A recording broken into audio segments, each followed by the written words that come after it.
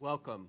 I'm David Skeel, Chairman of the Oversight Board, and I'd like to welcome everybody who's here today, both in person and virtually for this public meeting of the Financial Oversight and Management Board for Puerto Rico, which is being held in the Puerto Rico Convention Center and by video. As always, I'd like to ask everybody who is connected by video and everybody who's here as well to cooperate on conducting a productive meeting, including keeping yourself on mute throughout the meeting, and for folks in this room, muting your cell phones. And I should probably make sure mine is muted as well. In a moment, I'll conduct a roll call to begin the meeting, but I'd like to start with a moment of silence. It has now been a month since the war in Ukraine began. Thousands and thousands of people have been killed. There are now millions of refugees, and I think just thinking about it, it's hard to imagine anything worse than Hurricane Maria, but this is even worse than Hurricane Maria. So why don't we begin with a moment of silence, and then I'll have the roll call.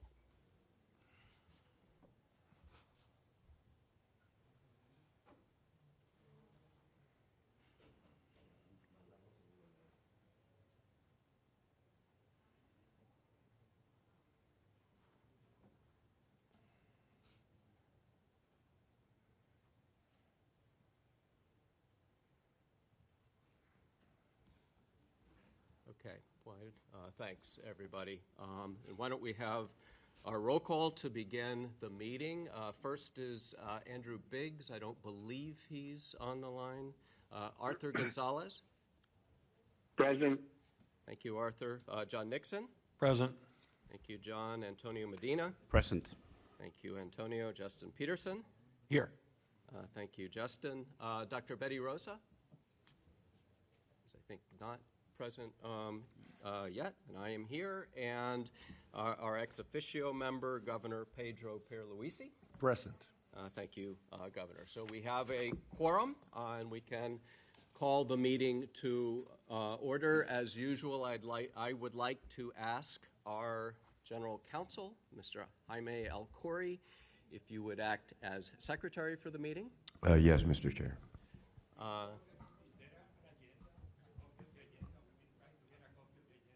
I will. It's a short agenda, Mr. Gonzalez. I'll read it in just a second. I'll read it twice.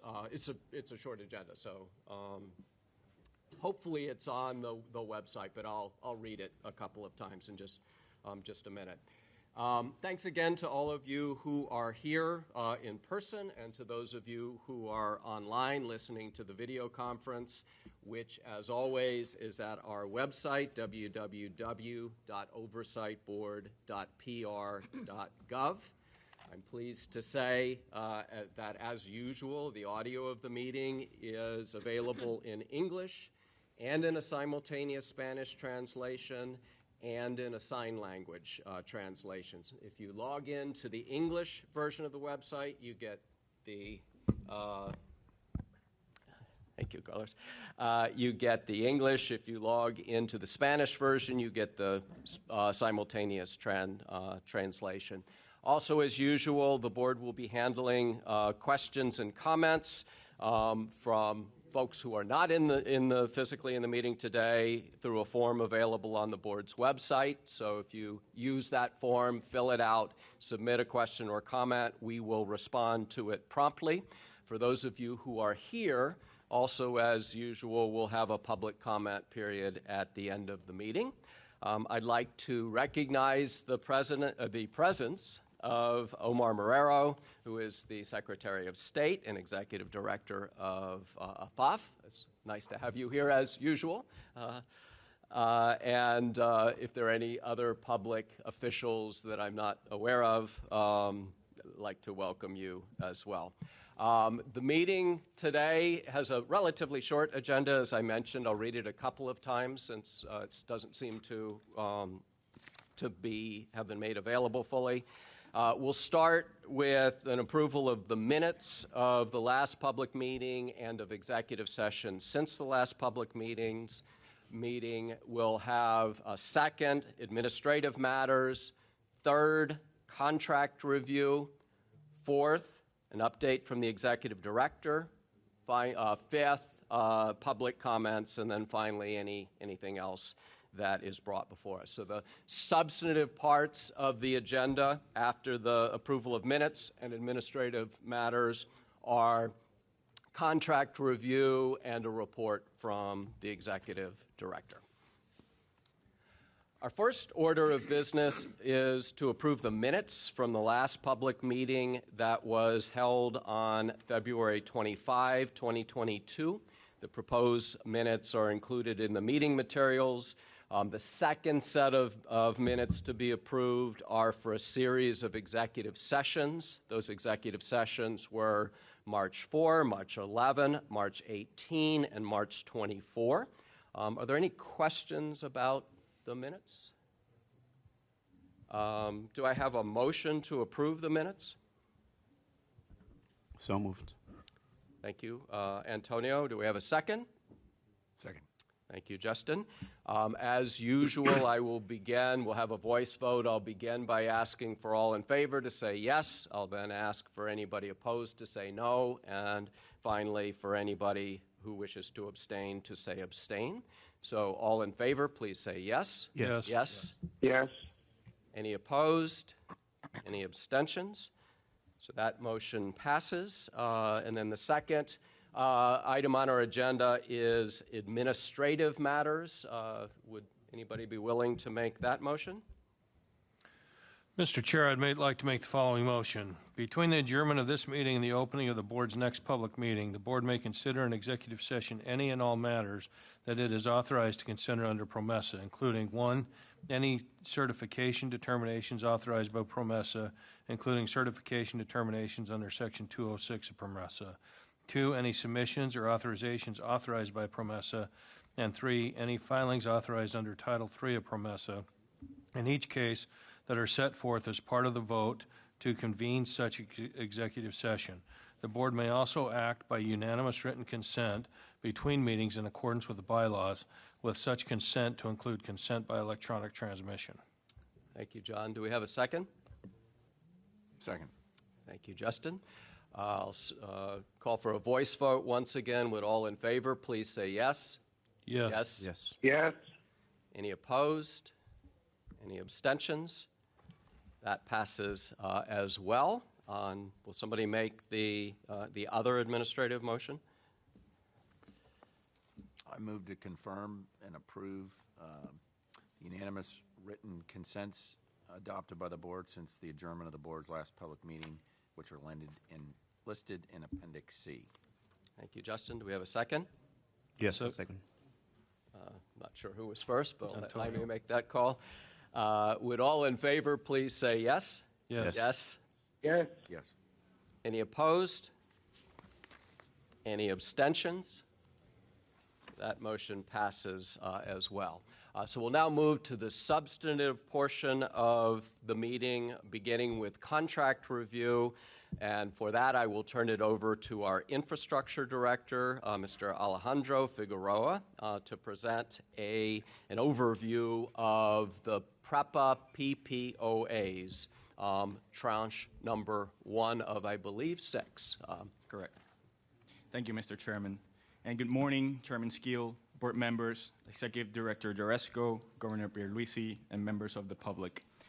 It is with great pride that I present today the 18 renewable energy power purchase and operating agreements approved by the Oversight Board on March 24th, 2022.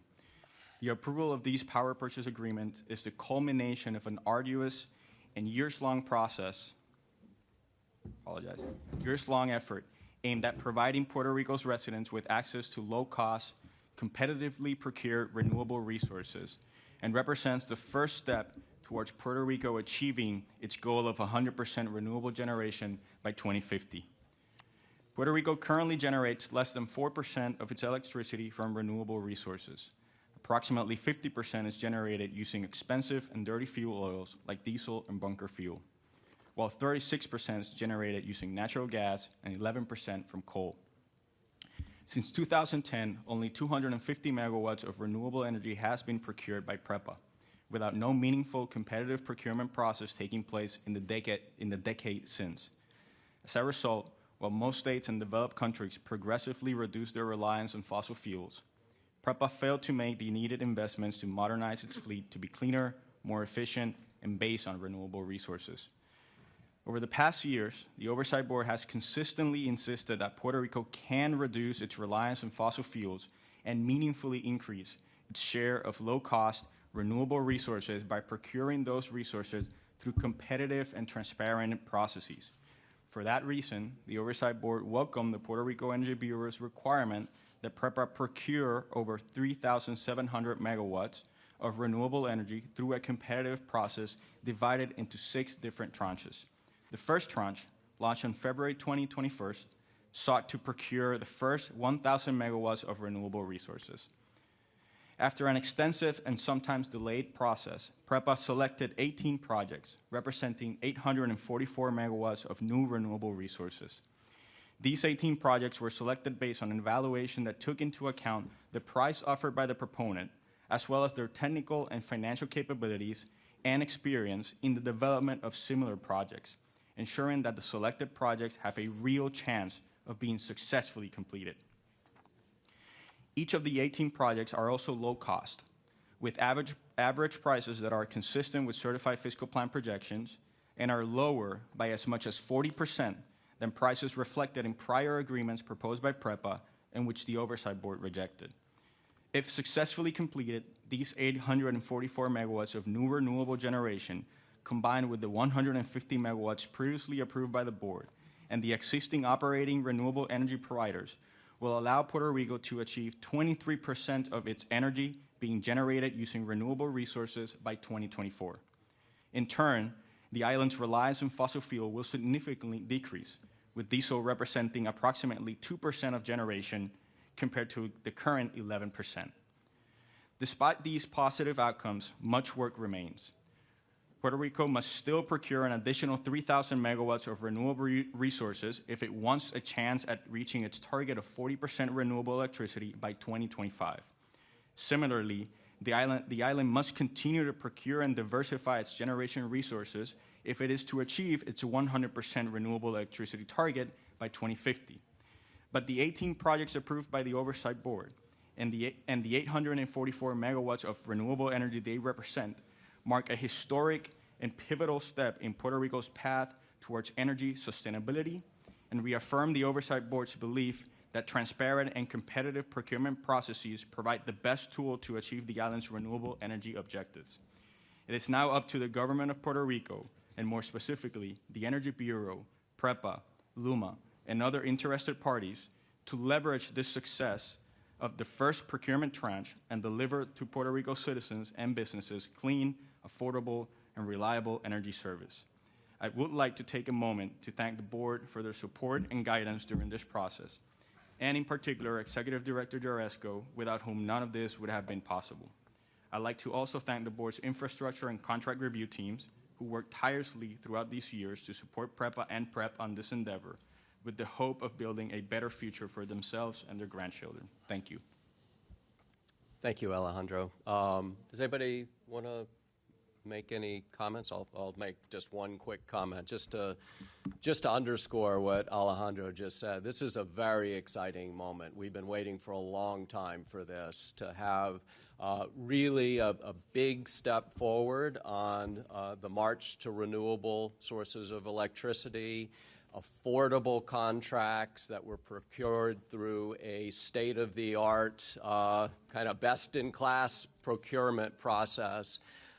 It's really, really a special moment. So thank you, Alejandro, to you and your team, and to Natalie, and for everybody who made this possible. And we'll be hoping that this continues with the other 3,000 megawatts that we'll be looking for.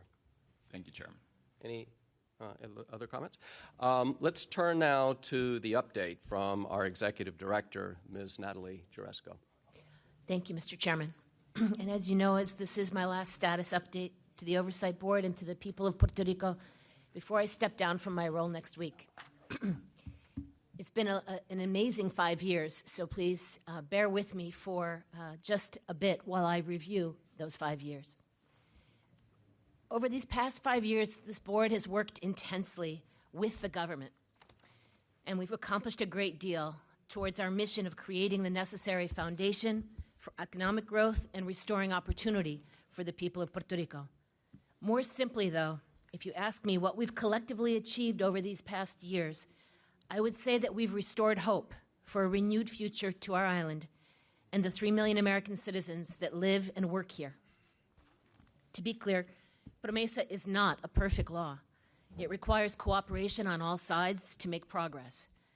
But 2 + 2 is always 4, even when we want it to be 10, and that's guided us through these 5 years.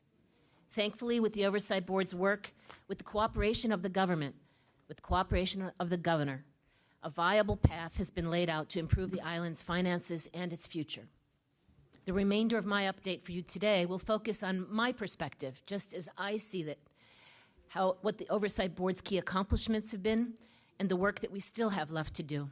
So if you turn to the next slide, please. The progress we've made over these past 5 years has set the stage for future growth and opportunity. I'll share more examples in subsequent pages, but I want to highlight the accomplishments here. First, the completion of multiple debt restructurings that reduce the burden on the people of Puerto Rico going forward. Second, the implementation of a variety of reforms to improve the tools, infrastructure, and the delivery of government services. Third, the successful implementation of multi-year planning. And lastly, the establishment of a financial management agenda to coordinate the initiatives necessary for Puerto Rico to regain access to credit markets and maintain and build fiscal and economic sustainability. Turn to the next page. Before going into those topics, however, I don't think we can lose sight of where we began before Promesa and the sense of fiscal crisis that was very real at the time. There was no viable path at the time to stabilize Puerto Rico's fiscal outlook or a coordinated strategy to deal with the island's $70 billion in debt or its $55 billion in unfunded pension liabilities.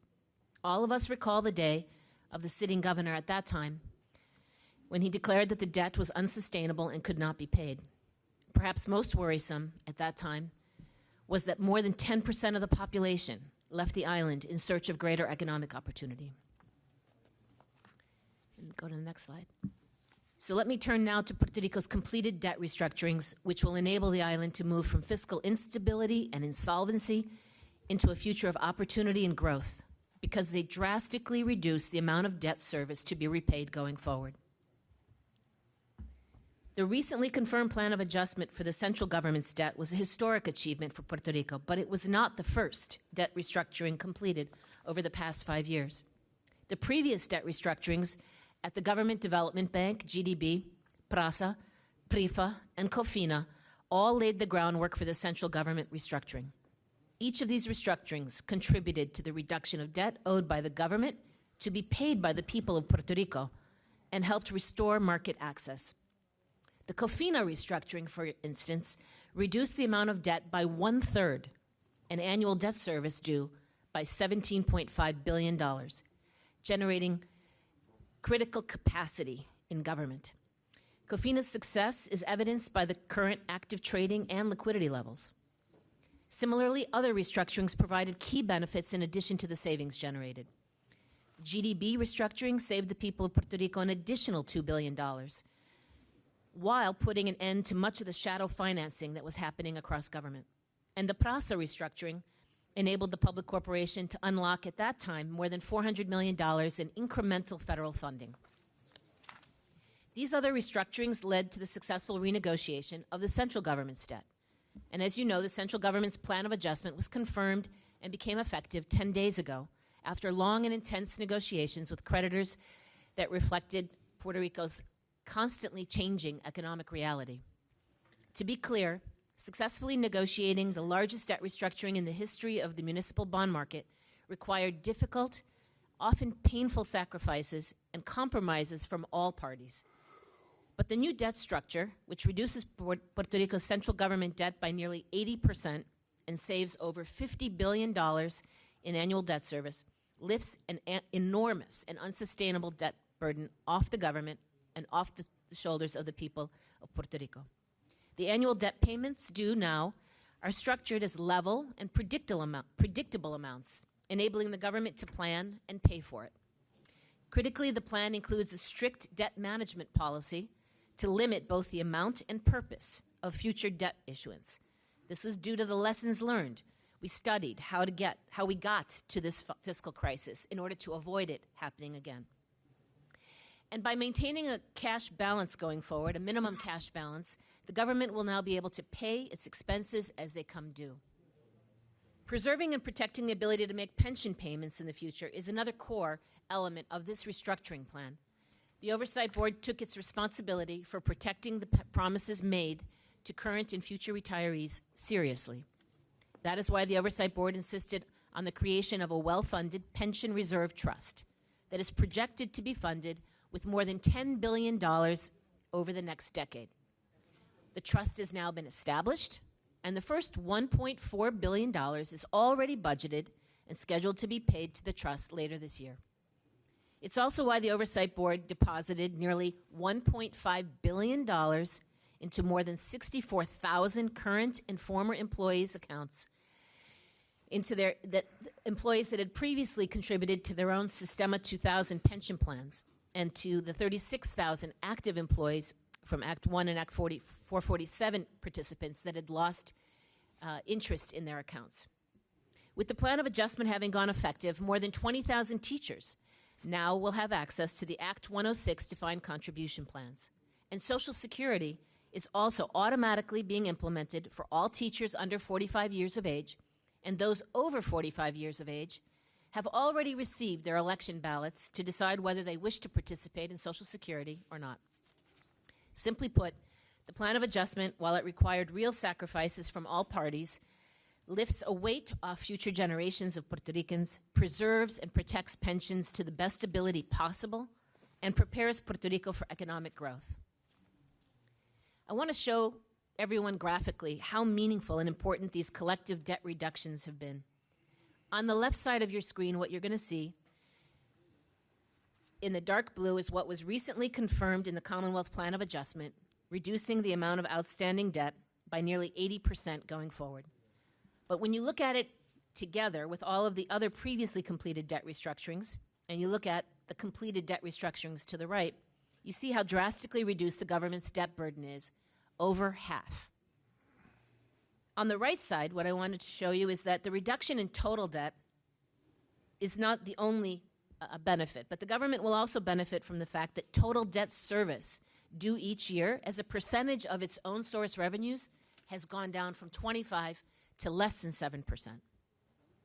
This recently confirmed plan of adjustment gives the government the fiscal space that it needs to pay for critical services, invest in high priority areas, increase salaries, albeit not as much as some would like, and lays the foundation for the island's economy to grow once again. It is true, however, that the plan of adjustment alone is not sufficient to stimulate economic renewal and prosperity. The government will still have to do its part in implementing the key structural reforms outlined in the fiscal plan to make Puerto Rico a competitive jurisdiction and attract jobs and investment. That leaves the debt restructuring work that lies ahead. The completion of the PREPA and HTA restructurings will be key factors in continuing to improve the economic activity on the island and the creation of jobs. The Oversight Board has said before its intent is to complete these both by the end of this year. On the PREPA side, we anticipate commencing court-appointed mediation with all of PREPA's key constituencies to pursue a plan of adjustment for PREPA with as much consensus as possible. Several accomplishments at PREPA have already been achieved, though, and Alejandro mentioned several of them earlier. It's important to note that the Oversight Board and government together ensured that the Puerto Rico Energy Bureau became an independent, well-funded regulator to oversee the island's power sector and the electricity rates. The Oversight Board and government also approved and oversaw the largest P3 in U.S. history by transitioning grid operations to LUMA. We know this initial transition was not as smooth as it could have been, or that was as smooth as we would have liked it to be, but the new operator is starting to improve staffing, response time, service delivery, And once the $10 billion in federal funding is deployed to further improve and strengthen the island's power transmission and distribution systems, service delivery will improve even further.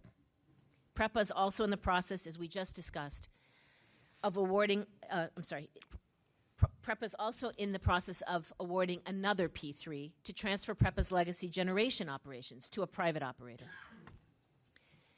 HTA's restructuring process also continues, with a planned disclosure statement hearings currently expected to take place this summer. And the HTA plan creates an implementation framework for transportation sector reform, which will eliminate the current fragmented structure and enable better performance and outcomes for citizens in transportation across the island. I'm going to discuss right now the long-term roadmap and short-term planning that the Oversight Board has instilled in the government to establish fiscal sustainability over the past 5 years. As you know, one of the core functions of PROMESA is the development and certification of fiscal plans by the government.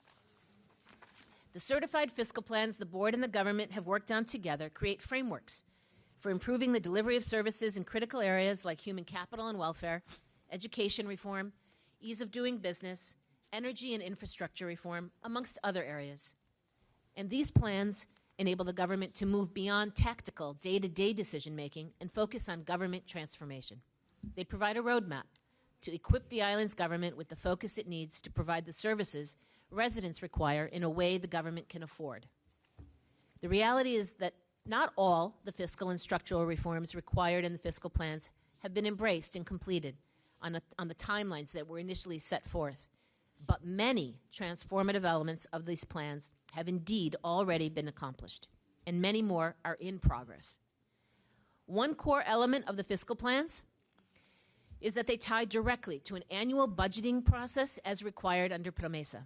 This is what makes the plans different from the many other multi-year growth and renewal plans published by governments over the past 50 years. The budgeting process itself has been overhauled as well. And as I will describe in more detail shortly, the government must now make thoughtful and deliberate choices on spending priorities, including determinations on how to spend limited resources on critical public services and other high-priority needs. On this page, I'm going to highlight just a couple of the key components in the fiscal plan as examples. I think we can all agree the government needs to improve long-term growth, enhance the business operating environment, ease of doing business, promote public safety, improve educational outcomes, and the quality of health care on the island. Modernizing and increasing the resilience of our critical infrastructure is part of this plan. These are not controversial things. These are necessary things, and I encourage the government to continue to embrace the measures and reforms in the fiscal plan. As living documents, these fiscal plans should continue to be modified, updated, because the reality on the ground continues to change, and they need to reflect that. The annual budgeting process itself has been overhauled under the Oversight Board's tenure. The government now budgets for items that were previously unbudgeted. And as you can see on the right, rather than having two lines, payroll, non-payroll, there is a great deal of enhanced transparency. And that transparency enables taxpayers to better understand how their money is being spent. It also provides taxpayers with the ability to provide critical feedback if you don't agree on the priorities that are being reflected in the budget. Importantly, the Oversight Board, with the cooperation of the government, has also gone to significant lengths to improve transparency in reporting, in reprogrammings, and fiscal controls. Never has the government of Puerto Rico been as transparent as it is today. Accurate and consistent reporting allows the Commonwealth to monitor monthly performance, adjusting spending levels in a timely manner. And the fiscal plan also calls for comprehensive updates through a wide range of reports. These reports improve transparency. Many of them are published online on a FOF's website for the general public to see and review as well. Again, a key element of demanding accountability from your elected leadership is having data and information with which to respond. The government is now providing much of that data and information. In one of the most transformative changes, all budget resolutions across the government now include a series of controls to monitor and enforce fiscal discipline and ensure compliance with the budget. There are, for instance, with limited exceptions, a prohibition against using prior year appropriations, which might not be visible to the public. In addition, reserves, including the emergency reserve and the 2.5% holdback of budgets, make sure that there is sufficient funding to manage extraordinary events whenever they occur. When I look to our accomplishments on the public corporation side, the Oversight Board still has quite a bit of work ahead of it, but much has already been accomplished. We talked about PREPA as an example. While the RSA was recently terminated and mediation over new terms of agreement will start in a few weeks, PREPA has completed or is already working on a number of significant initiatives required by the fiscal plan. First, as I mentioned, PREPA has successfully transferred operations over the transmission and distribution system to Luma Energy.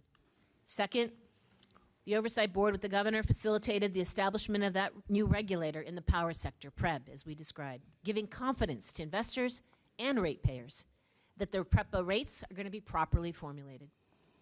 Third, the Oversight Board's requirement that PREPA implement a robust competitive procurement process for strategic projects has worked.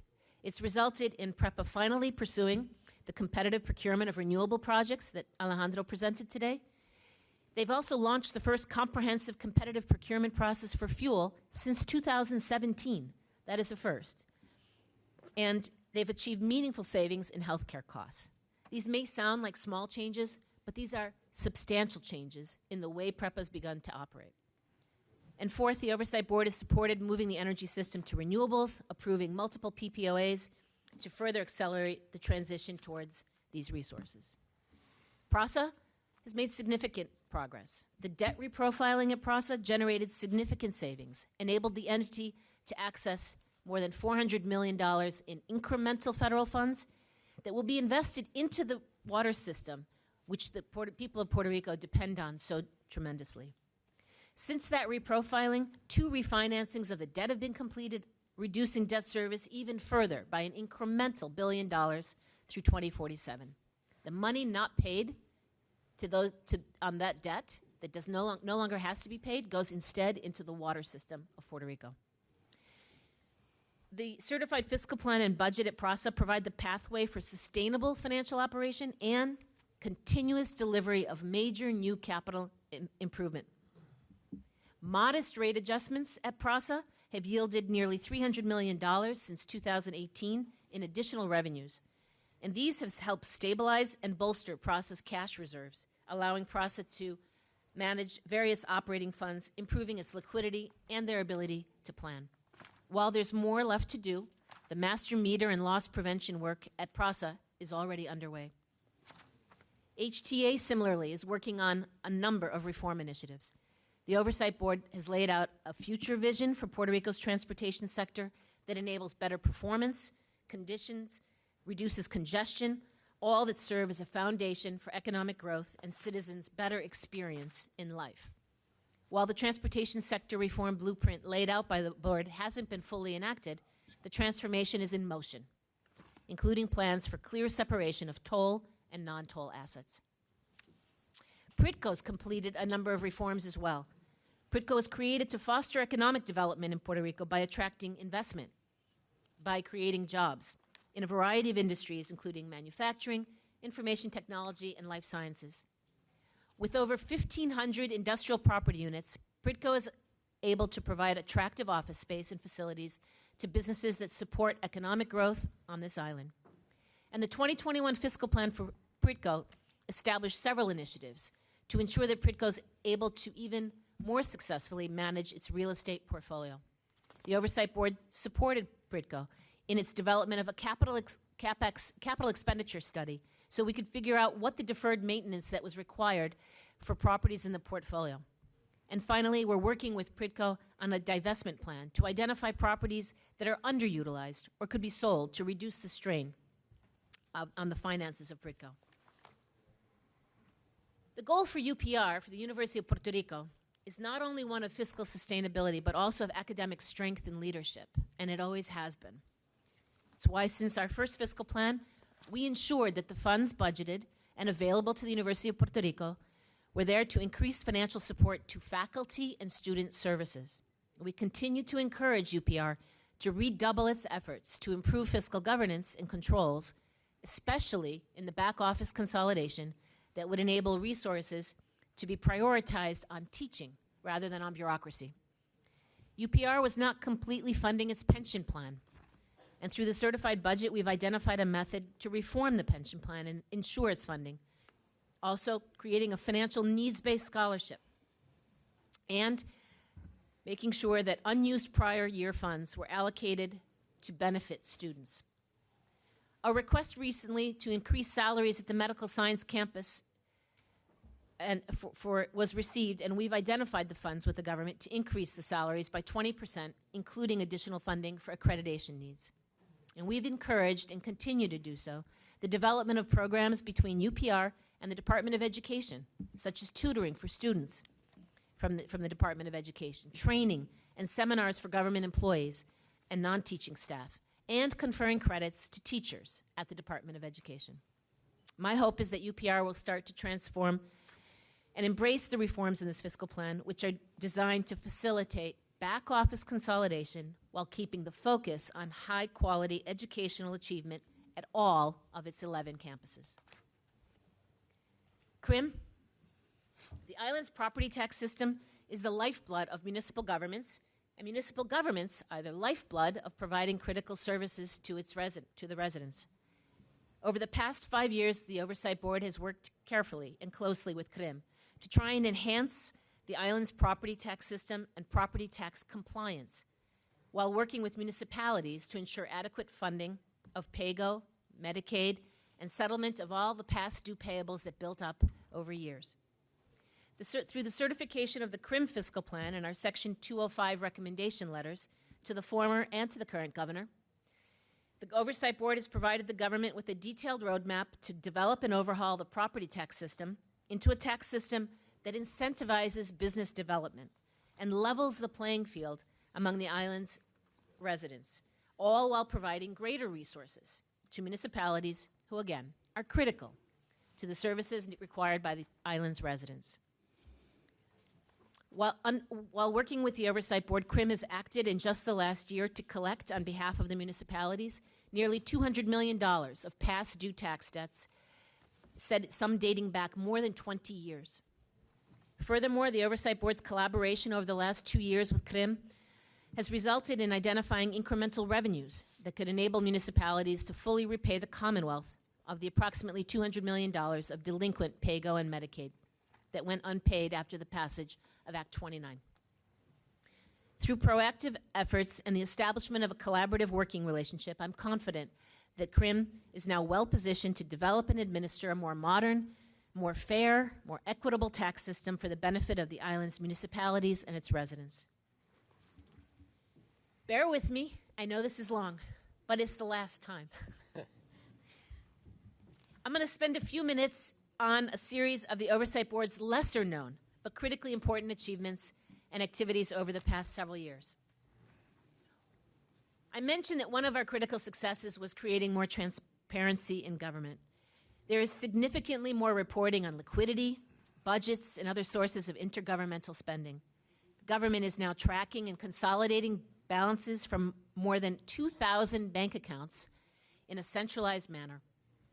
Budgets, as I described, are far more detailed and comprehensive, and the board published a very important Section 211 report that gives a detailed and comprehensive look into past government actions that depleted the pension trust balance, leading to their insolvency.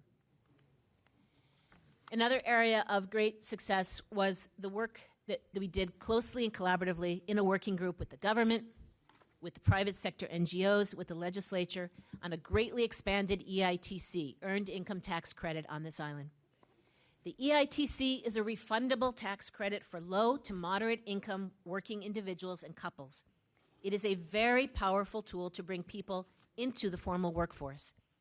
And it was the collaboration with the government, legislature, NGOs, that resulted in the passage of Act 41 of 2021, implementing the expansion of this EITC.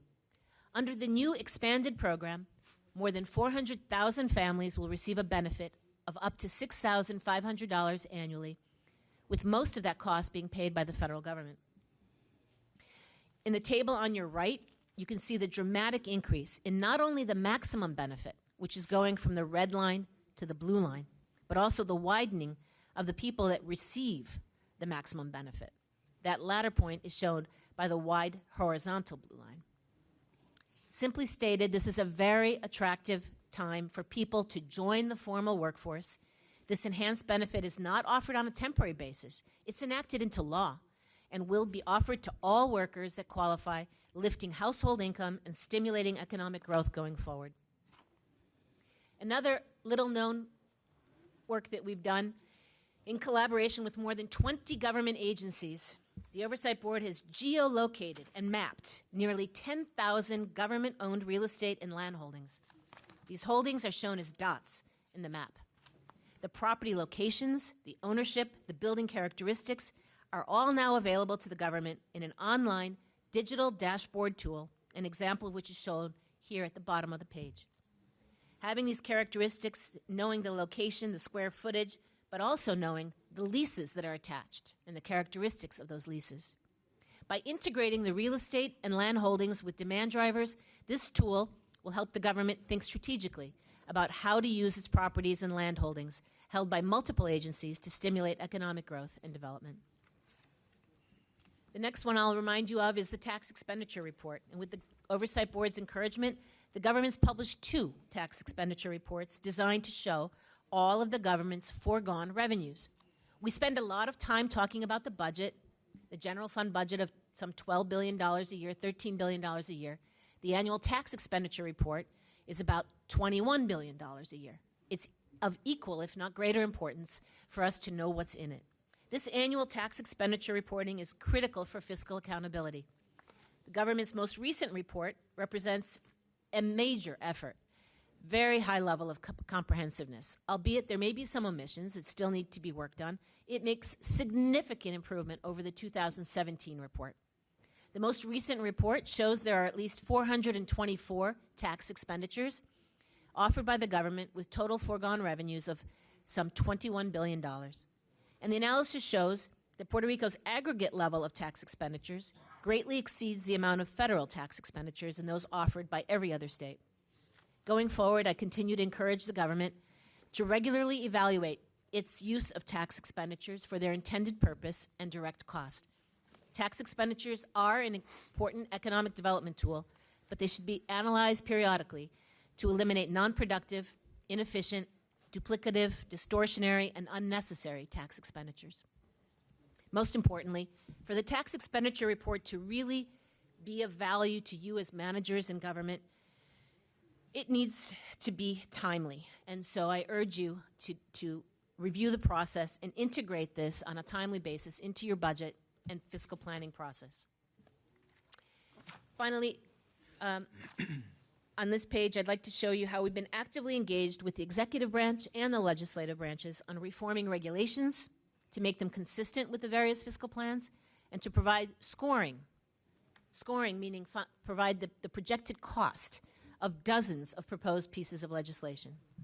And the insights drawn from this expertise of the Oversight Board, often drafted in collaboration with the government's agencies, committees in the legislature, have helped maintain compliance with the fiscal plans and achieve the government's most important public policy objectives. The Oversight Board's been involved as well through the certified budgets in ensuring that a number of strategic investments are made in infrastructure, healthcare, education, all with the goal of improving the economic output and productivity of Puerto Rico. We've made deliberate strategic investments, particularly with regard now to civil service reform. As the pilot initiative is well underway, this process will be now expanded to other parts of the government, and it combines enhancement in compensation with employee evaluations, organizational design, and the recruitment of new government personnel. On the compensation front, the Oversight Board, in collaboration with the government, is looking to review and adjust compensation structures to ensure the Commonwealth has data-driven compensation models that lead to competitive and fair, justified salaries. On the employee evaluation side, we're looking to build a robust employee evaluation system to support the development of existing and evolving skills and ensure that every employee has a clear path for career advancement. In terms of organizational design, the effort is looking to improve the government's organizational structure to ensure people with the right skills are at the right place within the organization. And finally, on the recruitment front, the effort is designed to refresh and standardize recruitment processes so they're merit-based and that they enable recruitment of talent with the right skills for each role. All of this is intended to equip the government of Puerto Rico with a more comprehensive workforce to complete its mission.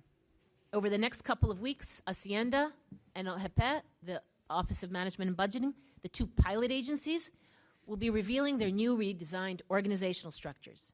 Additionally, pilot employee pay review was completed, and in the next couple of weeks, the first government employees will be receiving their first salary adjustments. We expect that in the next month, the government will be launching a new digital recruitment platform. And that new platform will make sure that there's transparency, trust, accountability in the recruitment process. Finally, the new employee evaluation process is scheduled to go live for pilot employees in May of this year. All of this progress in civil service reform has been possible due to amazing collaboration between the government and the Oversight Board. Here you see some of the investments that were championed by the Oversight Board over the past 5 years, not limited to civil service reform. There were salary increases that are now going to be going to over 90% of the employees in government. These increases include new raises to teachers, correctional officers, as well as the raises that were previously provided to the police. Second, there are monies for the expansion of broadband access throughout the island, $400 million set aside to improve connectivity and expand service in underserved areas. Third, closing the skill gap, ensuring that people of Puerto Rico are able to compete in the global economy. $50 million was set aside to support an initiative through the 21st Century Technical and Business Education Fund. Fourth, $900 million at the very beginning of COVID was made available to invest in healthcare on this island, including critical areas such as repairs, maintenance of hospitals, opioid treatment, telehealth services, and staffing of healthcare professionals. Fifth, funding for higher education for the next generation will be done through a needs-based scholarship program at the University of Puerto Rico. Each year, $35 to $50 million will be available to support students in need. There's also going to be a medical student loan forgiveness program focused on retaining healthcare professionals in Puerto Rico to address the escalating healthcare professional shortages on the island. A total of $30 million over 2 fiscal years has been allocated to establish and independently manage a loan forgiveness plan. And lastly, there's been additional funding for social programs made to support the fight against gender violence, hiring of more social workers, and funding of legal representation. Finally, let me mention one critical initiative that lies ahead. Going forward, the Oversight Board and government have an opportunity to work collaboratively by consolidating many of the financial reforms in the fiscal plan into a financial management agenda that enables a path to institutionalize financial management best practices within government and support a financially sustainable Puerto Rico. The effort consists of initiatives at the foundational level, central and supporting, laying a foundation for improving financial management, providing a clear leadership structure, capable workforce, modern technology, all essential to implementing the other initiatives. The actions will also help prevent waste, fraud, abuse, make more effective use of the island's assets, and professionalize the management of government resources. Importantly, this will help the government comply with conditions of promesa for the termination of this Oversight Board. And by harnessing and combining these efforts, the government will be best positioned for the future. Okay, let's see if I can do this. I am truly grateful for the support of the board members, and I am truly grateful for the trust that you placed in me.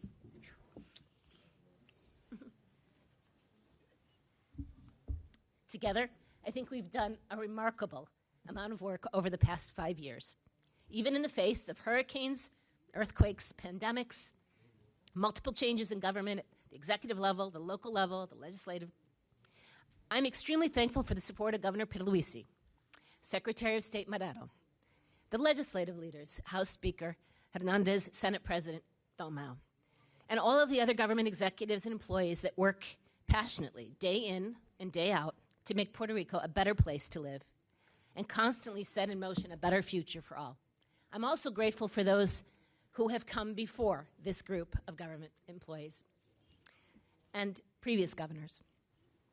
I am extremely grateful to the people of Puerto Rico for what has been a difficult and complex 5 years, but I've always felt the support of people who understood that we could put a better Puerto Rico in place if we worked together. I'm humbled every day by my incredible staff. Please stand for a moment.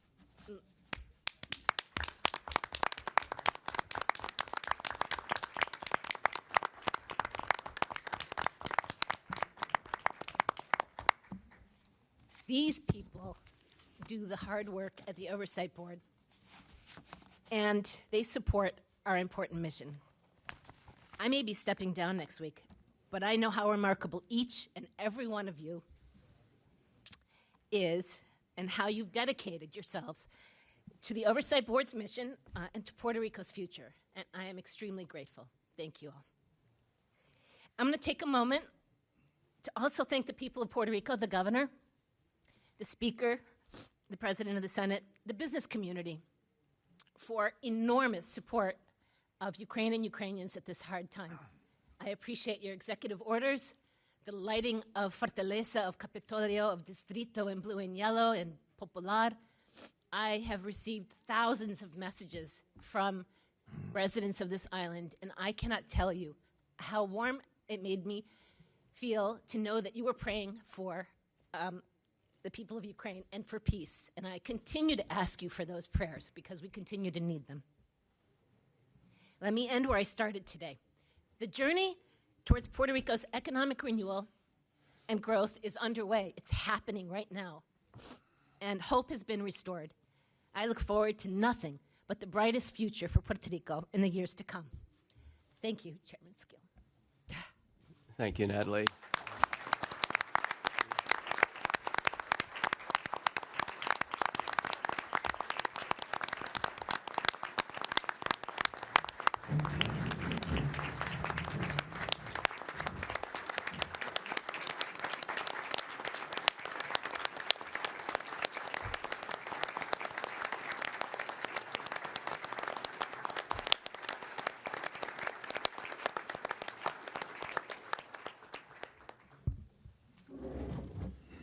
Needless to say, it's a very sad moment to have turned over the microphone to Natalie in this capacity for the last time. I'd like to make a few remarks, which will be redundant, I think, after all we've just heard. But I'd like to make a few remarks before I open the floor up to public comments.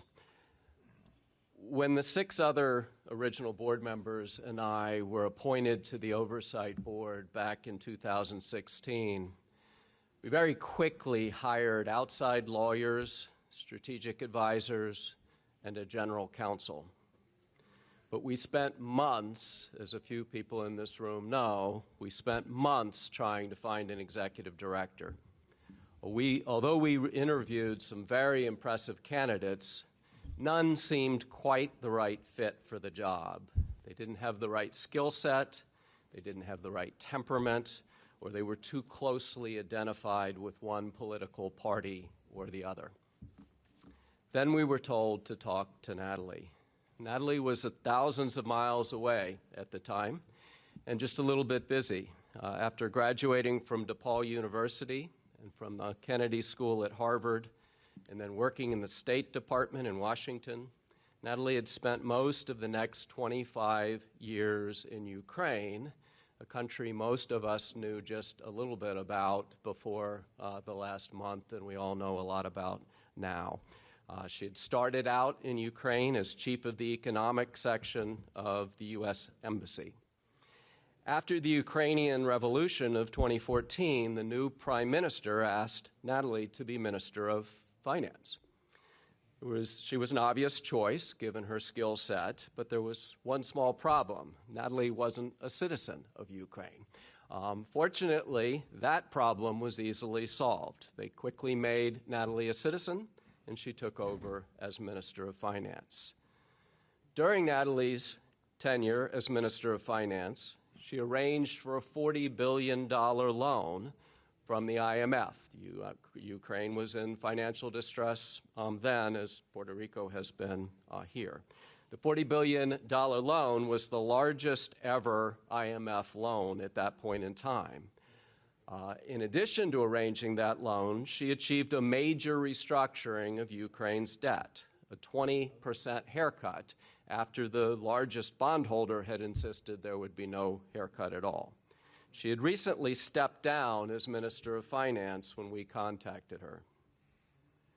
Puerto Rico is spectacularly beautiful and has wonderful weather, as we all know here. But I don't think that's what led Natalie to Puerto Rico. I think it was the challenge and the opportunity to help alleviate suffering that was terrible here on the island, even before the hurricanes, even before the earthquakes, even before the pandemic. It was the challenge in helping to alleviate that suffering and helping rebuild the economy and provide a fresh start. That's precisely what Natalie has done for the last 5 years. The original board members and the current board members both have a remarkable amount of relevant experience, but we all also have full-time jobs. We needed a quarterback who could manage things on a day-to-day basis and make sure the promise of Promesa is fulfilled. Our executive director needed to be experienced, tough, smart, tireless, and creative, because as all of you here know well, politics in Puerto Rico is not for the faint of heart. Natalie has been all of those things and more. She's a numbers person and a tough negotiator, but she's also a mom and a person, people, if I see you guys tearing up, there's no hope for me. She's experienced, tough, she's a numbers person and a tough negotiator, but she's also a mom and a person people instinctively and rightly trust. I suspect Natalie felt that her experience as a mother came in handy when she had to deal with the 7 of us. When people look back at Natalie's time as executive director of the Oversight Board, the accomplishment many will think of first is the restructuring of Puerto Rico's debt. The Commonwealth's debt restructuring was the largest public debt restructuring in American history, resolving $33 billion of debt and over $50 billion of unfunded pension obligations. Natalie didn't achieve this all on her own. As we've heard, our advisors and staff are and were extraordinary, and those of us on the board were also directly involved in many of the negotiations. But it's hard to imagine the restructuring, and even harder to imagine a restructuring that is such a great victory for Puerto Rico, leaving only $7.4 billion of ongoing debt, down from $33 billion to $7.4, without Natalie's persistence and grace under pressure. Less dramatic, but equally important, Natalie deserves more credit than anyone for the fact that the Puerto Rico government is now living within its means for the first time in many years. This year is likely to be the first truly balanced budget in many years, and may even be one of the 4 consecutive balanced budgets that's required before the board is dissolved. It hasn't always been smooth. Natalie and a high-level government official under a previous governor could sometimes be heard screaming at each other from behind the closed door of her office. But she got the job done. Natalie is a budgetary wizard, the likes of which I've never seen before and do not expect to see again. I could go on and list some of Natalie's many other accomplishments over the past 5 years. The other debt restructurings that you know about and have just heard about, the dramatically increased transparency in the government, but you get the point. After her work in Ukraine, Natalie was referred to as the Iron Lady of Ukraine and as, quote, everybody's favorite technocrat. When a statue is erected in her honor here in Puerto Rico, as I suspect there will be one at some point, I'm not sure exactly what clever label will be written at the bottom, but certainly it will make reference to the fact that she came, she saw, and she worked tirelessly to help pave the way for a better future for every Puerto Rican and for everyone who cares about this island. I'm grateful to have been here to watch Natalie in action for the past 5 years. Thank you, Natalie, for everything that you've done, and Godspeed for the important work you have ahead. Thank you so much.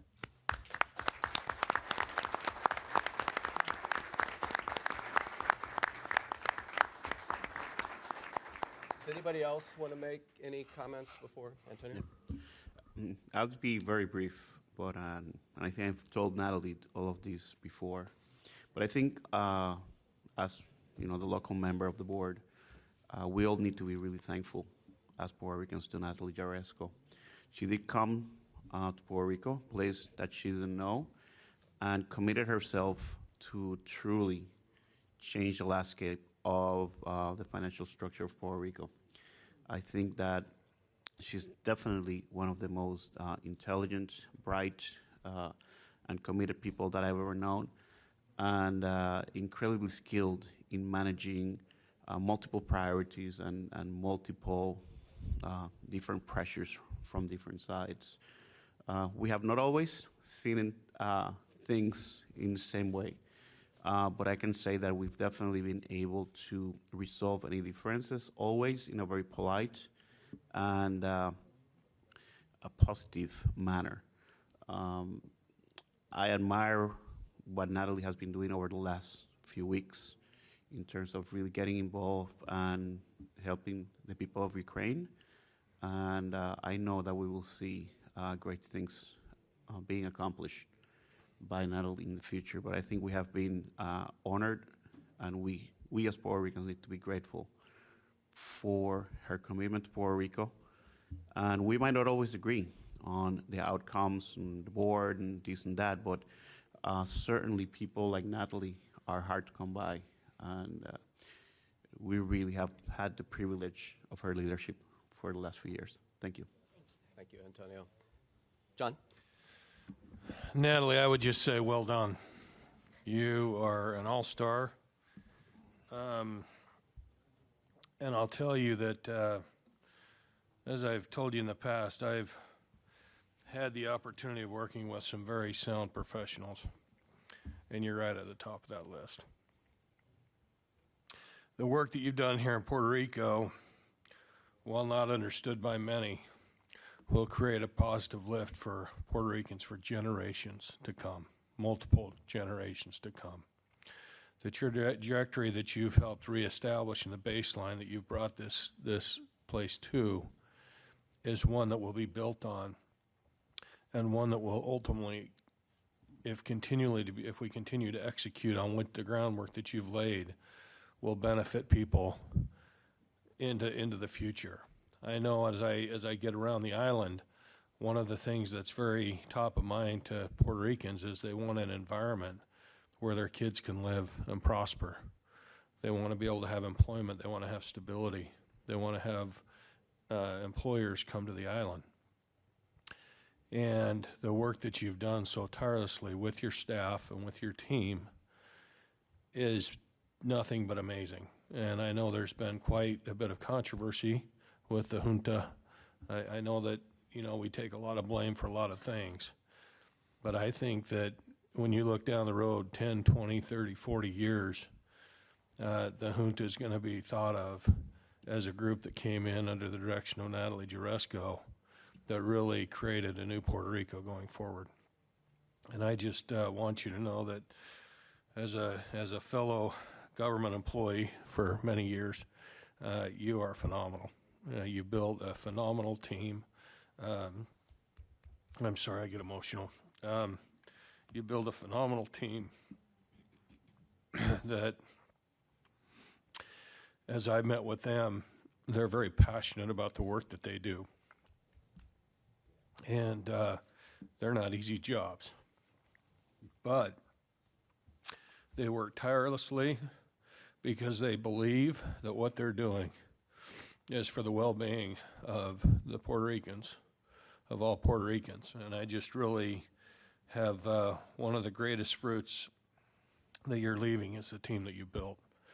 And I have no doubt that while you will be greatly missed, that this team will be able to carry this work forward. And it's up to us as board members to make sure that we deliver upon the baseline that you've established. But again, hecho bien. No sé cómo se dice en español, pero does that work? Well done. Well done. Bien hecho. Gracias. Thanks, John. Justin would like to say a few words, and then Arthur, who is on the line, also would like to say a few words. Well said, John. Just if we're going to continue with the analogy of the board members as the 7 kids, I'll speak as the one who was most often in the principal's office. But in all seriousness, I've never met or worked with anybody who works harder than Natalie, and I really admire your dedication, and I really admire your dedication to the job and to fairness, and sometimes we've had good discussions, robust discussions about fairness as we talk about debt payment and so forth, but I really admire your work ethic, and the other thing I would say is I really admire your patriotism and all that you're doing right now to help Ukraine. I know you're an American, but you lived there for so long, and it's so important, the work you're doing. So I wanted to commend you for that. It's been great to work with you for not as long as some of the original board members, but as somebody said, you know, whatever you do next, and it'll be big. Thanks, Justin. Arthur? Thank you, David. Natalie, sorry I was unable to be there today in person to express my appreciation.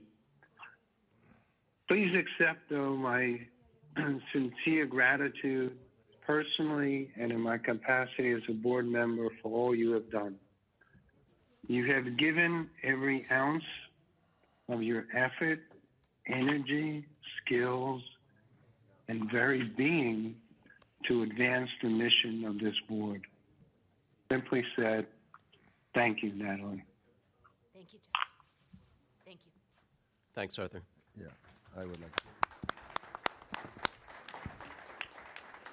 The governor would like to make a few remarks as well. Yeah, thank you, Mr. Chairman. I want to take a moment to thank Natalie Jaresco for her service to the people of Puerto Rico. As Natalie steps down from her position as the board's executive director next week, the work she has done over the last 5 years will leave a lasting impact on the island long after her departure. I know for a fact that she has loved calling Puerto Rico home, that she truly has worked to help our island, and that she has given her all to the job at hand. Although we haven't always agreed, because of her and the board's willingness to work with us on many important matters, Puerto Rico now has a sustainable level of debt and is poised to capitalize on its untapped economic potential, things that seemed unimaginable a few years ago. I thank and commend you, Natalie, for your dedicated service and wish you all the best in your future endeavors. We also know that prior to her role as executive director, Natalie served as Ukraine's Minister of Finance, and the cause of the Ukrainian people is also a cause close to her heart. Every one of us in Puerto Rico empathize with the suffering of the Ukrainian people as a result of Russia's unjust invasion that has caused senseless death and destruction across Ukraine. The courage and tenacity of the Ukrainian people in the face of Russian aggression is a testament to their will to remain a free and independent nation. They have exhibited such fortitude and resolve that we all would do well in emulating them. We stand with Ukraine and hope this senseless war ends soon. Thank you, Governor. In addition, I want to again thank and congratulate the Oversight Board, led by Natalie, as well as my fiscal team and advisors for their efforts over the last several months to implement the government's plan of adjustment, which became effective last Tuesday, March 15th. The plan's effectiveness has transformed the economic trajectory of Puerto Rico.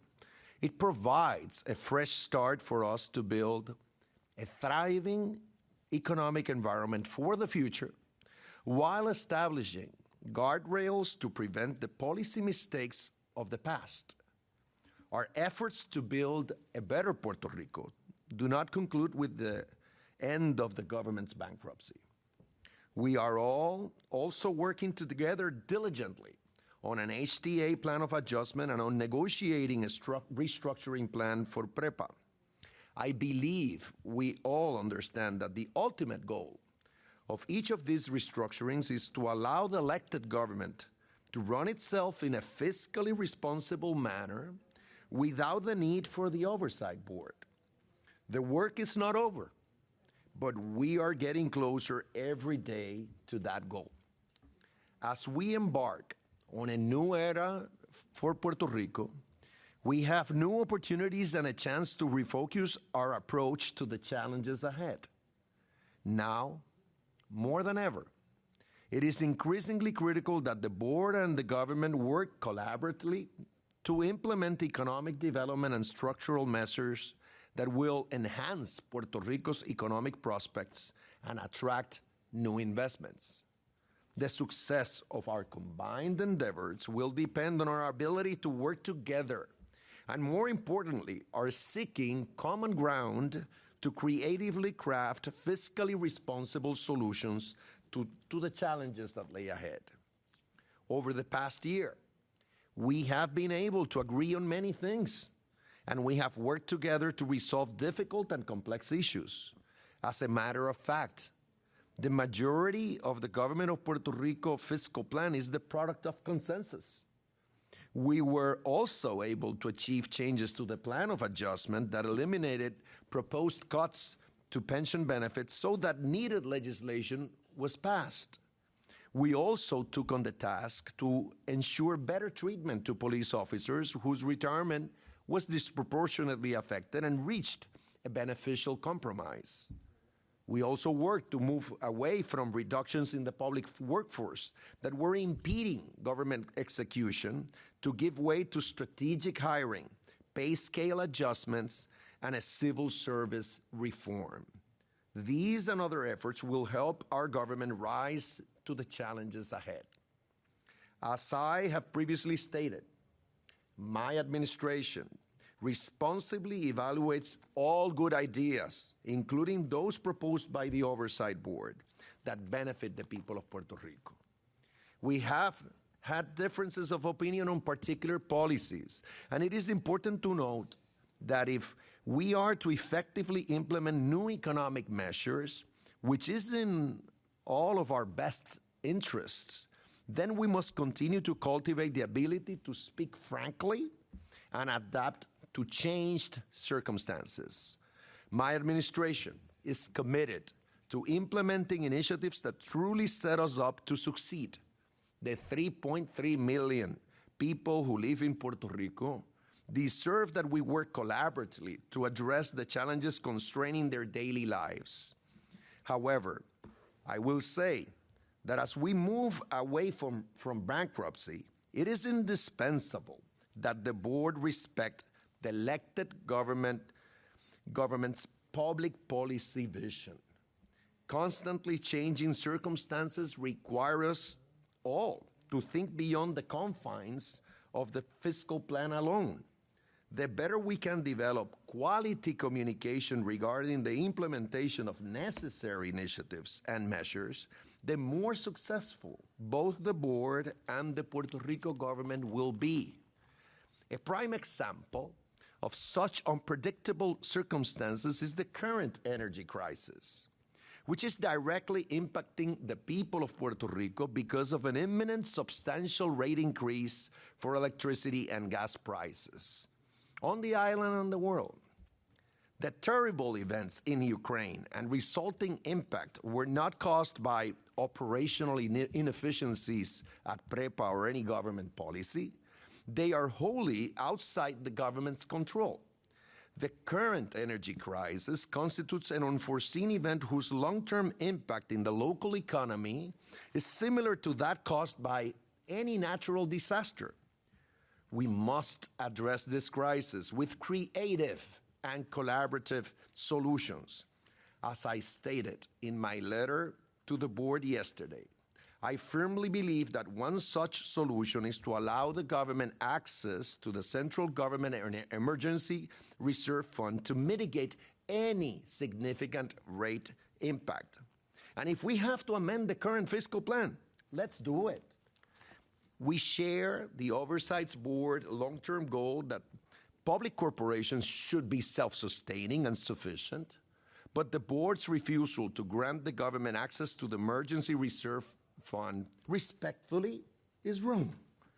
We must together put out the economic fire that threatens our home. I must also reiterate that the government is not requesting unconditional use of the Emergency Reserve Board. The board has and will continue to have authority over the final approval of any disbursements from the Emergency Reserve Fund, including the amounts and timing for the release of any funds. I urge the board to reconsider its position. I know we can always do more. I have seen it. When we look to our efforts to date, it is clear that when we work together, we can achieve more. For instance, in getting to the plan effective date, we were able to get it done together with consistent collaboration that allowed us to work past disagreements, because the goal of consummating the plan was more important than being right or winning every point of contention. We acknowledge that the board's duties on the PROMESA can often supplant the fiscal and budgetary powers of the elected government of Puerto Rico. But there lies the wisdom of the phrase, with great power comes great responsibility. And that responsibility includes the judiciousness not to wield power when it could be detrimental to the ultimate goal. And now that Puerto Rico has a sustainable debt level, the goal is to return to the elected government its autonomy over its public policy decisions while safeguarding Puerto Rico's fiscal future. My commitment today is to approach our future dialogue with open-mindedness and a desire to achieve real economic results for the people of Puerto Rico. We hope that the board will do the same.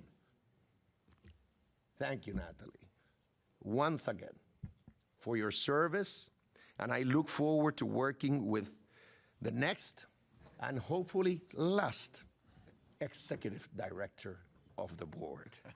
Thank you. Gracias. Thank you, Governor. We now have some time for public comments, so if you would like to make a public comment, please make your way towards the podium on my left, your right. Mr. Gonzalez is first up. Yeah, I was first on the line, on the list, okay. It's going to be less than 4 minutes, if that's okay. All right. I want to thank Natalie. She worked hard on very complex and difficult issues, and more important, she did it in good faith and with only the Puerto Rican people in mind. Thank you. Good morning. I will address my remarks to FOMB's failure during the last 5 years to get anything done at PREPA regarding renewable energy. You run hollow on this. Worse, you are constantly bad-mouthing residential solar self-generation.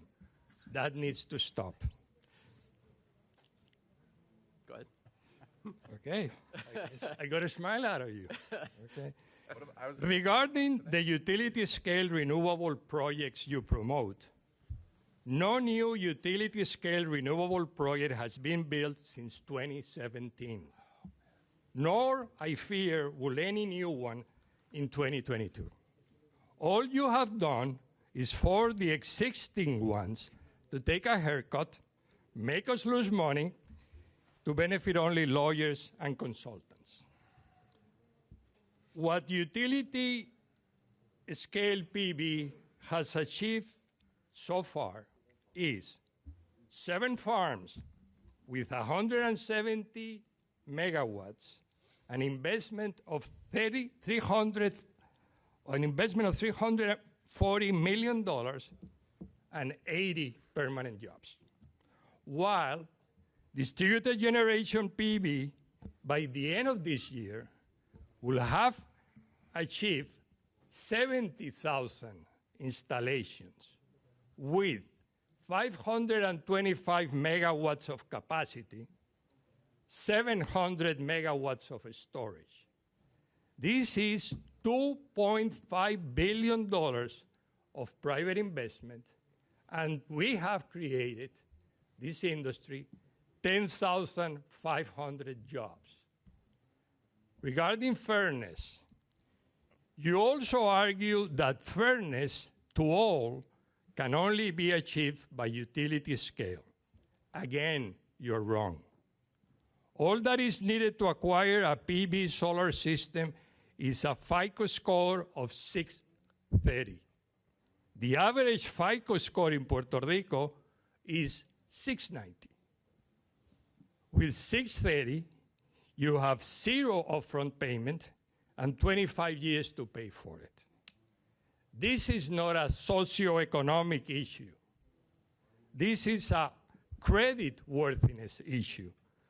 PREP and the government might not care about the credit, but Puerto Ricans do care about their credit.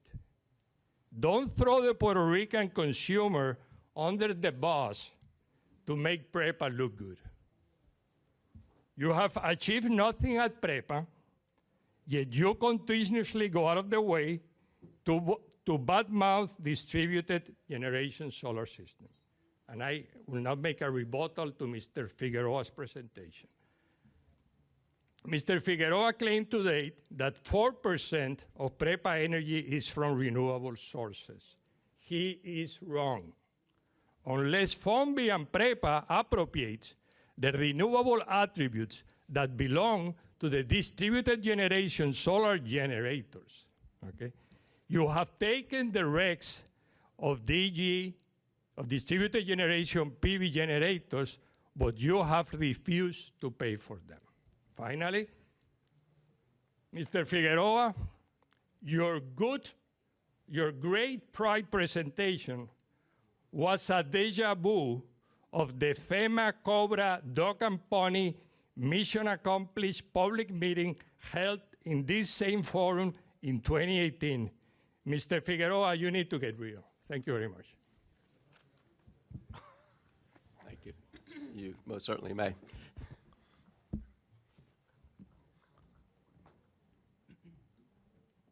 Mr. Gonzalez.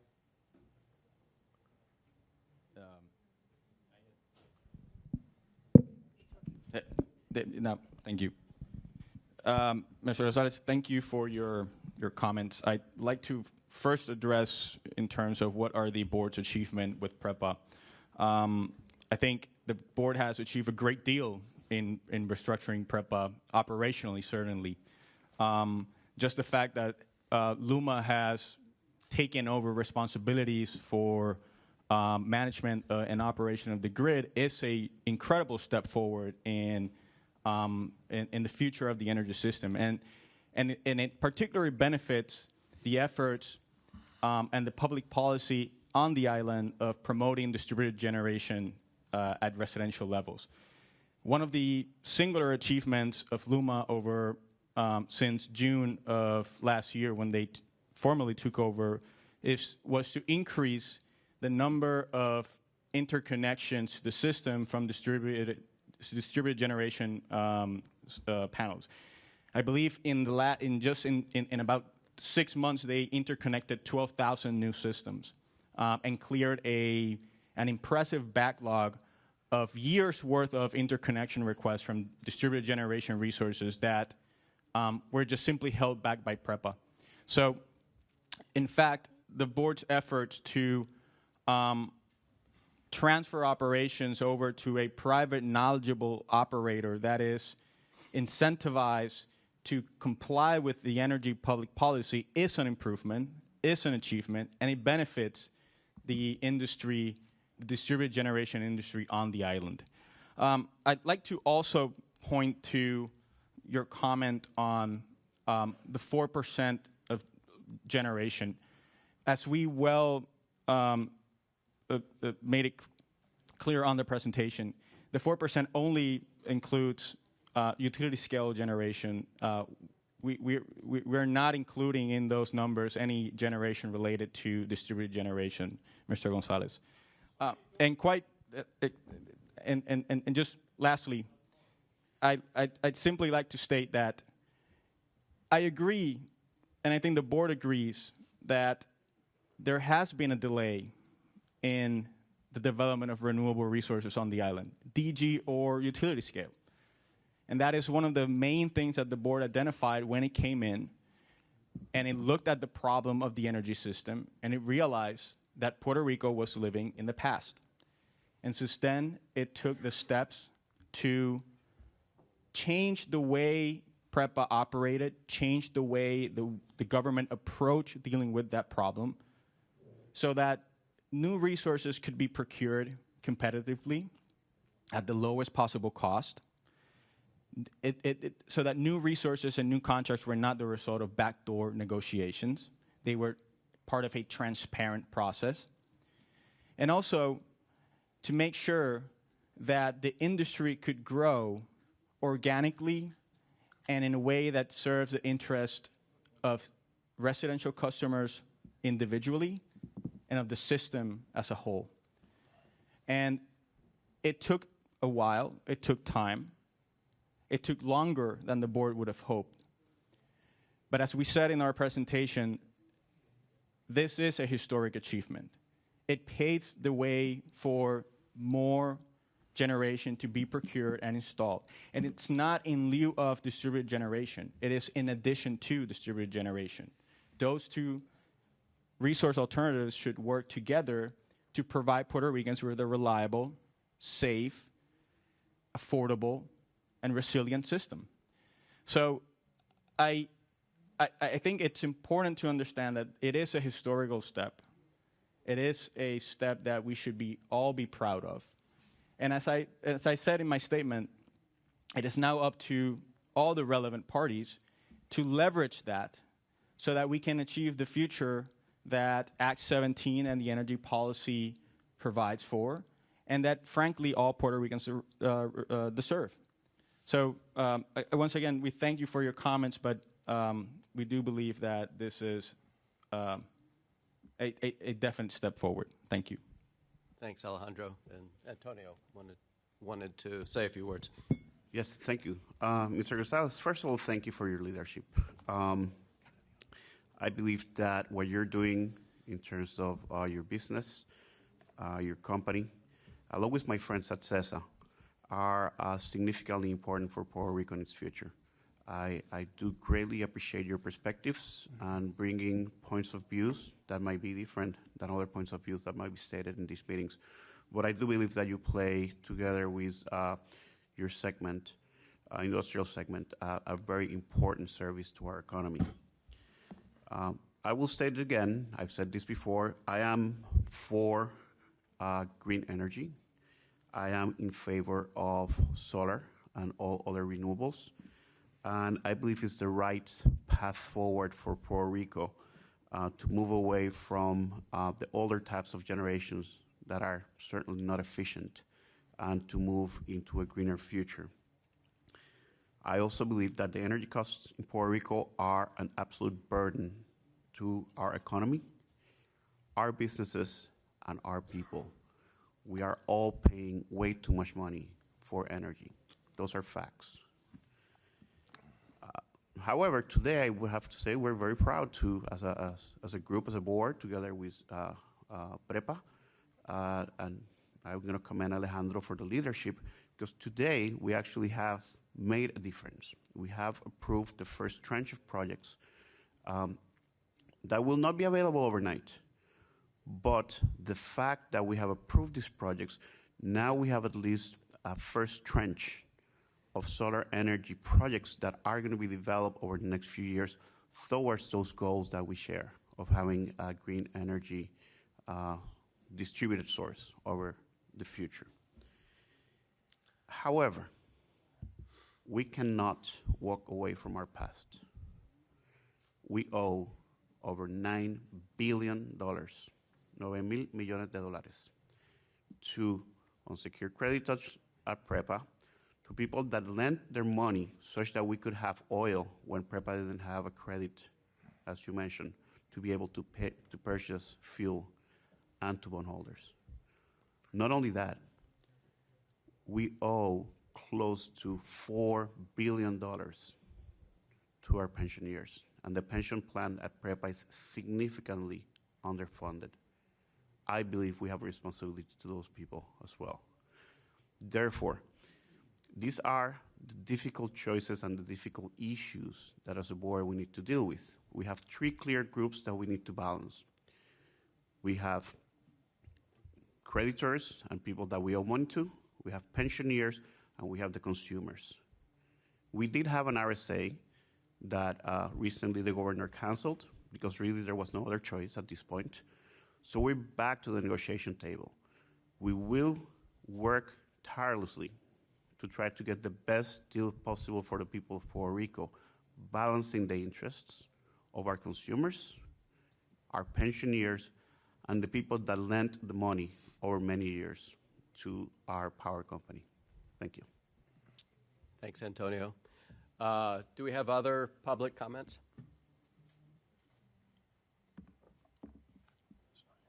Cesar. Hello again. Very surprised to see Welcome, you here. PJ. Did you miss me? Thank you for the opportunity to say some words here again today. I'm PJ Wilson, the leader of the nonprofit Solar and Energy Storage Association of Puerto Rico. First of all, thank you, Commissioners Nixon, Peterson, Skeel, and Medina, Governor Pierluisi, Secretary of State Omar Marrero for being here today, and last but definitely not least, Ms. Jaresko, thank you so much for your service, and our hearts are with you with everything that's going on in the Ukraine. Regarding the PREPA mediation that's coming up, first of all, I want to say thank you, Governor Pierluisi, for your leadership in pulling out of the 29 restructuring agreement and your commitment to against solar taxes. That is our number one issue with the PREPA mediation and going forward. Our definition of solar taxes, anything that would increase the cost of solar. I have a few things to suggest or recommend as that process goes forwards and takes shape. First of all, just briefly to remind everyone, the concept of what we mean when we say no solar taxes is we ask that we remember the humanitarian crisis that happened right after Hurricane Maria and imagining the next long-term blackout that we would have. Any increases on the costs of solar today or over the next few months or years means less people will have solar and storage installed, which means less lives protected during blackouts. And we think there's nothing more important than saving lives. So we're going to keep that as a primary principle there, acknowledging there's going to be blackouts and protecting as many lives as we can with homes, businesses, and critical facilities. Also, keep in mind the difference between 2019 and today regarding the fears about demand protections with the population projections that are higher and the projections for electric vehicle demand growth that is much higher. Please keep in mind the difference between before and after today. And with the Energy Bureau having more years under its belt, hopefully it can be more trusted now that it has done 2 IRPs. And I'm hoping we can put more of the weight of figuring out the details on the Energy Bureau. Concerns about low-income people, I know that's been part of the discussion here, is the impact on the poorer population of Puerto Rico. I want to encourage a holistic approach looking not just at solving the PREPA debt crisis, but also all the other big aspects of energy. happening, including the federal funding that's here for low-income people, to help low-income people get solar and storage. I really encourage the Oversight Board to get involved in the other proceedings that are happening, including with the Green Energy Trust, which I'm a member of, as we're developing how to unroll those federal funds to help low-income people. Would warmly invite collaboration on that process. Next point, I noticed in the March 8th order that Judge Swain put out regarding mediation that the judge said, the Oversight Board shall promptly meet with and confer with AFAF, the ad hoc group, and all other major stakeholders and interested parties whose collaboration it believes is necessary to construct a viable basis of plan for adjustment. I just want to note the dissonance that I'm seeing between that order for Judge Swain ordering to meet with a broad group of stakeholders and what seems to be happening now, which is a narrow group of stakeholders, just the 9 parties that seem to be involved in mediation. Just want to note the dissonance there and offer up CESA's help however we can along the way as you're evaluating rate options and solutions to the PREPA debt crisis. Last thing regarding mediation, I would just encourage an overall integrated process as you're trying to solve the PREPA debt, keeping in mind the other rate impacts of the skyrocketing fuel costs on consumers. Like, I would encourage an integrated approach at looking at what is the impact on consumers, not just of the debt, but the debt in relation to all the other factors that are impacting consumers over the coming months and years. And I would encourage FOMB to participate in the upcoming proceedings, the IRP proceeding that'll start next year, the rate cases that will probably happen, all the other things that are impacting energy at the same time as you'll be solving the debt crisis here. Last topic regarding the RFPs, thank you. This is a historic day for approving those 18 projects. That's taken a long time to get to this point, so thank you for all the work that you've done on that. I just want to note, though, on Tranche 1 that there are some outstanding aspects. There's 220 or maybe as much as 465 megawatts of storage-only projects that are still in some sort of unclear state of approval. Hopefully that gets to your desk to look at and approve sometime soon. And hopefully an additional 200 megawatts of virtual power plants should be coming to your desk for approval, which means thousands of individual homes and businesses all connected together, acting as a centralized power plant. We're hoping to see those move forward soon. And for future tranches, now that the Energy Bureau has appointed an independent RFP issuer, I'm really hoping that the Oversight Board can be involved on the front end with saying what the criteria are for approving on the back end, so it's clear to bidders and developers along the way. Again, thank you for your time, and thank you for your service, Ms. Jessica. Thank you. Justin wanted to say something, Natalie may, and I don't know if Alejandro does. I'm just going to answer very quickly. Thank you very much. And I just want to assure everyone the board will continue to continue engaging with all stakeholders, including yourselves.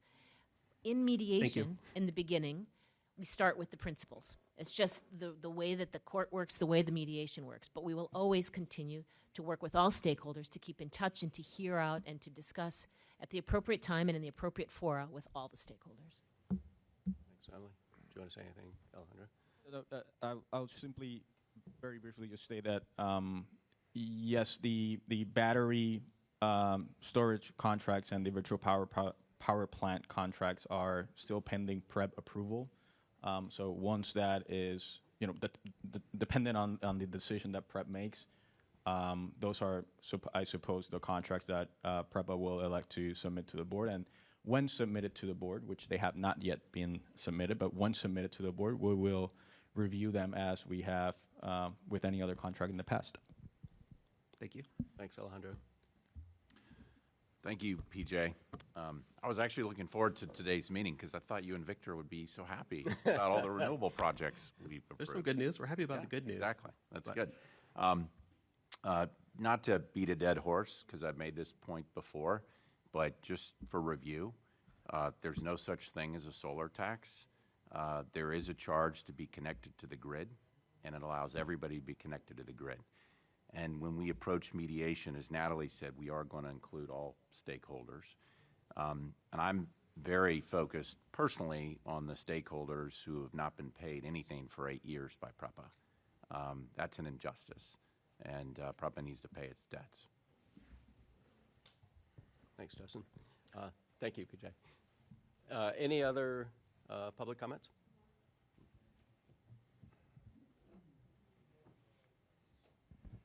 Morning. Mark Good morning. Layton. I'm the Chief Financial Officer for Mammoth Energy Services and its wholly owned subsidiary, Cobra Acquisitions. To Justin's point, we've not been paid since May of 2019 for the work that we performed restoring power. A month ago, our representative, Mr. Heimberg, addressed the Oversight Board in regards to some purported directions from FEMA not to pay our invoices. I think just to update the board on that, since that time, we've not received any update from staff or anyone else in regards to support for that assertion. But most importantly, we've not seen any direction from FEMA inside of any of PREPA's court filings, any determination memorandums from FEMA, or any official document. So we believe there's an excess of $10 million that's available today for PREPA to be able to make disbursements on invoices that we've submitted and that have been fully reviewed. We'll continue to cooperate with that process and push it forward. But as you've seen recently with the Whitefish settlement, it appears that the ratepayers will bear a significant portion of these settlements. So time is of the essence as it continues to accrue interest at a rate of in excess of $3.3 million per month. So would appreciate the committee's continued oversight. We have a significant claim. We think that impacts the viability of any plan of adjustment for PREPA, and would appreciate the Oversight Board's attention to that matter. Thank you. Justin? Thanks, Mark. And just to review, as you said, we covered this last month, but PREPA owes these guys $340 million as of the end of February, including interest, and that interest is accruing, compounding daily as they refuse to pay. PREPA's ignored Mammoth, doesn't meet with them, and right now it's dragging its feet after the court has ordered PREPA to work with FEMA on a review process. PREPA's dragging its feet on that, and so this is important. And these guys swung into action after Hurricane Maria, helped to rebuild the grid, to restore emergency power, and they've been treated terribly. And I think this is a horrible reflection on Puerto Rico, unfortunately, PREPA's conduct. And as somebody who wants Puerto Rico to grow and wants coming out of bankruptcy to mean something, and for it to attract more investment and attract more companies to be here, this is not the kind of story that helps with that. So I've been talking with our staff, and I want to publicly thank Alejandro for his attention to this and looking into it. And I'm told there could be some progress soon. We'll see. But in the meantime, anything I can do to be of assistance, I want to do it, because A, you did the work, you guys deserve to be paid, and B, I think this reflects really poorly. And I don't know if anybody from PREPA is here, but I hope they're paying attention. I'm a customer, and I think that Cobra did something bad, and there is a criminal investigation. There was a former executive that has been dealt with. After that was surfaced, PREPA continued to run the meter and order up hundreds of millions of dollars of service. So if they thought there was an issue, they should have picked another vendor, but they didn't. So they're still responsible. And I think additionally, you can see in Judge Swain's commentary regarding PREPA's assertions relative to that matter that those legal arguments are strained, and that's a direct quote from Judge Swain. We continue to cooperate, to Justin's point, on inquiries from FEMA to PREPA. I believe as of Tuesday, there were 49 RFIs that FEMA had sent to PREPA. PREPA had responded to 30 of those 49, but that meter continues to run. So time is of the essence, and there are undisputed amounts that are owed that should be paid in order to stop the interest. Thank you, Mark. If I may. Yeah, Alejandro. I'd like to provide just a brief update. As you are aware, PREPA has gone through some management changes and turnover recently, starting from its CEO and has trickled down to other key management positions, which has unfortunately led to a delay on the reconciliation process for the outstanding bills. We have reached out to PREPA's attorneys and PREPA directly and asked them to please take this as a priority to restart those discussions, because I believe that it, per the board's guidance, is important that they go through that process of reconciling those bills. And I believe there's about $46 million in that were rejected by FEMA that PREPA has timely filed an appeal for those monies and asking FEMA to reconsider and actually agree to pay, if not all, then at least some amount of those monies. And I think those are, hopefully those two items will get resolved quickly rather than later. That is correct. That $46 million is under appeal by both PREPA and Core 3. That resolution from FEMA is expected any day. Additionally, we expect a determination memorandum on the second contract any day. But to my request earlier, we just asked that we act upon these items as quick as possible, and that at a minimum we're paid the amounts that are approved to start chipping away at that principal balance. Thank you. Thank you, Mark. Any other? No, it looks like no other public comments, so I will move that we adjourn this meeting. Will somebody second that? Second. Thank you, John. All in favor, please say yes. Yes. Yes. Any opposed? Yes. Say no. And any abstentions? None of those either.